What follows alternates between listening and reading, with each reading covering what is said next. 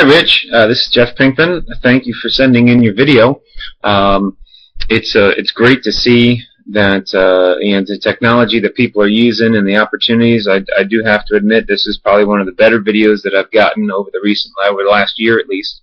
The fact that you're using a high-speed camera and the images are just perfect for what we're really wanting to do. So, but getting into it.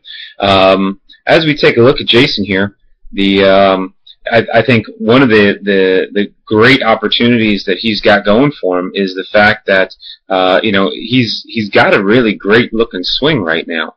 It's very seldom that I see guys at foot strike, at least 7-year-olds at foot strike, with the bat still kind of up in the air. He's not really starting to swing it yet. Most of the times when I see guys, the bat is really kind of on its way around.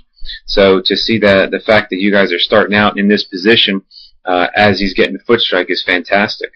Now to address the issue of him swinging so early, one, ultimately it's a depth perception issue. It's something that all kids, roughly 6, 7, 8, 9, they go through.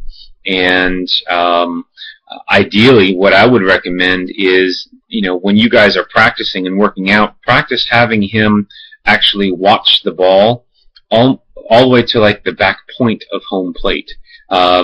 Even have him watch the ball so that the ball is coming in, it passes him, and then he can then he attempts to swing at the ball, really to miss it on purpose. I think this teaches him to really see the ball in further. This teaches him to be more patient. But I think that as you throw, and whether the ball hits the back of the net or hits the catcher's glove, and then he decides to swing, will help kind of align that timing up even better. So as we take a look here at I'm sorry, getting back to the rest of his swing, I think that as he's coming through, the timing of his feet and everything look great. I think one of the smaller issues that he's having right now is that this elbow is really jetting in more. Ideally, we'd want to see this elbow against his side and almost pointing down at this point.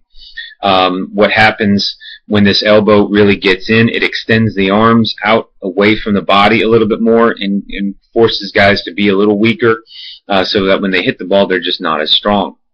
So ideally, you want to really try to get this elbow to seal against his body as he turns. And basically, when that elbow seals, it'll help create a little bit more flex in this elbow here, and help him stay stronger, so that when he does make contact with the ball, the bat doesn't jump off the ball, as you were talking about. So, but ultimately, he's in a great-looking position. Unfortunately, the telestrator only allows me to have 2 clips at a time. I had a clip of him compared up to Bryce Harper. Perhaps I'll just do another quick little video and send it your way.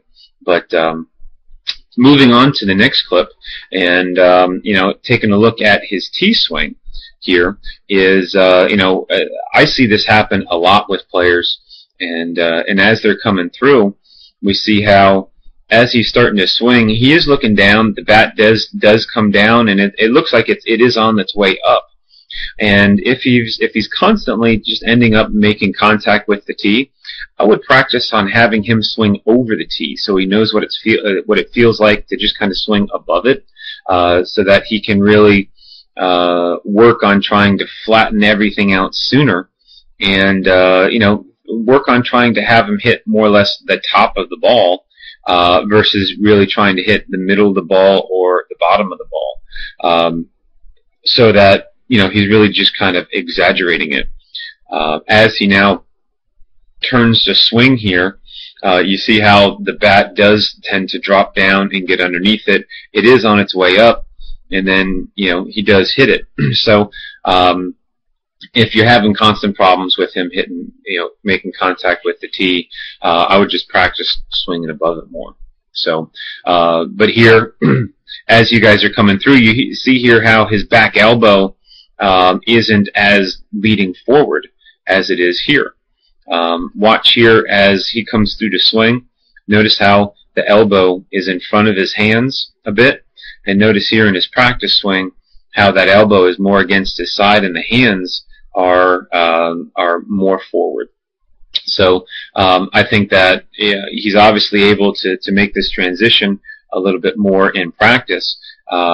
But you can also notice that in the same position as the elbow is in more, that the hands actually drop down, or the bat head has dropped more underneath it than it does here in his in-game swing.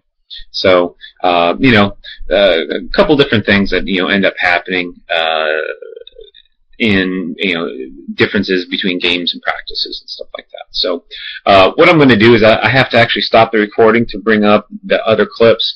So I'm going to stop the recording now. I'm going to bring up your other two videos, and I will continue on with the analysis then. Okay, so stay tuned for the second video.